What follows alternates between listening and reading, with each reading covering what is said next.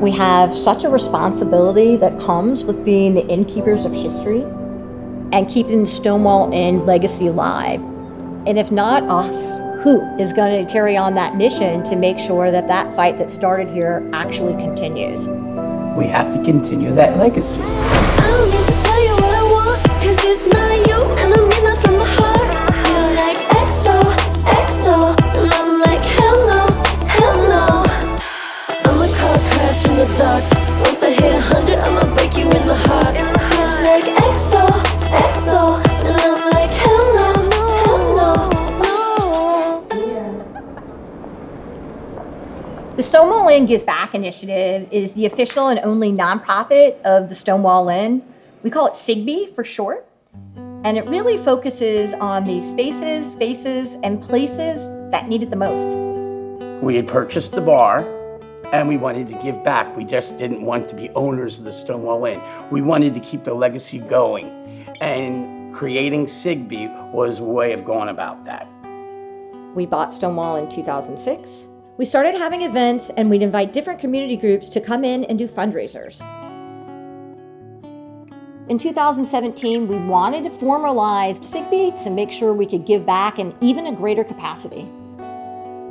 Some of the other work that we were able to do is we organized 80 nonprofits. We met up here at Stonewall. We had a massive march from Stonewall to Washington Square Park, where we called on the Supreme Court to overturn DOMA. A lot of brands were approaching us, and we thought, let's form our own nonprofit to utilize that money and make sure it goes back to grassroots organizations and activists all over the globe.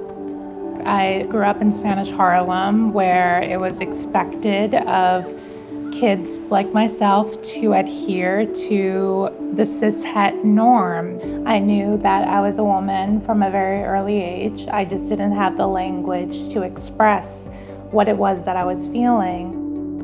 I just grew up feeling very alone. I didn't have very many safe spaces to be my authentic self.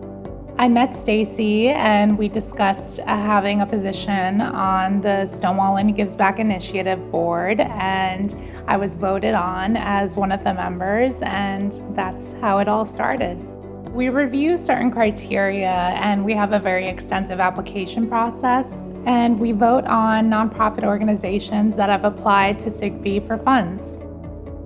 The Stonewall Inn in 1969 was known as one of the original safe spaces. We continued that legacy, and one of the ways to do that was by having a safe space certification program where we can certify them based on criteria that our community from all around the country helped us design. You must have a gender-neutral bathroom somewhere on premise. You must donate to some kind of LGBTQ nonprofit, because it's really important that a company or business that says they're fighting for us, they put their money where their mouth is.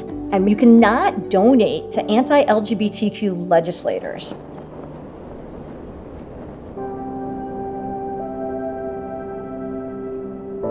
Some of the organizations that we've been able to help, organizations like the Black Trans Travel Fund, the Rainbow Borderland Center, which really helps undocumented LGBTQ folks in El Paso, Texas. Just Us, which is a youth organization with lots of trans and gender non-conforming folks in Tennessee. So we're really trying to look at the places now where these 600 bills, that's how many bills have been introduced at the state level, attacking drag queens, attacking the trans community, and focus on making sure that they have the funding and Stonewall's platform to amplify the work they're doing to fight these horrific laws. So tonight we're hosting an event with the Radical Hearts Collective. They really focus on performance art combined with activism, and it's led and focused on Black and brown trans women. Here we are at the iconic Stonewall Inn, where our gay liberation, our rights happen specifically because of the mothers of the movement, Marsha P. Johnson, Sylvia Rivera, and we are the children of our transcestors. let's give them a show. They have never going to see a show like this ever again. And that's what we do with the Radical Hearts Collective. And let's get everybody in. Regular! Thank y'all for coming out to the iconic Stonewall Inn.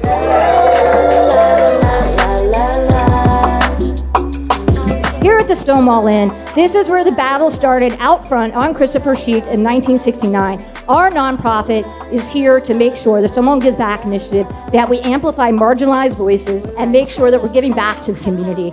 We've raised $1.2 million in 5 years to give back to folks like you.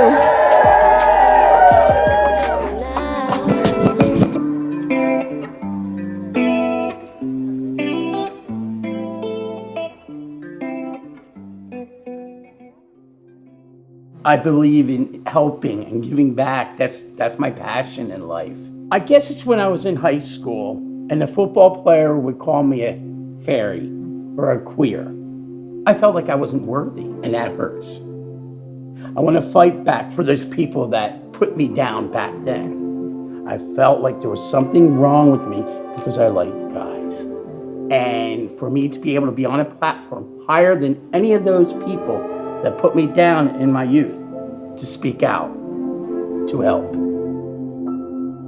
I grew up in the middle of America, middle class, from a very Christian, conservative background in small town. I want everyone to be authentically who they are, and that's why it's super important for me to do this work.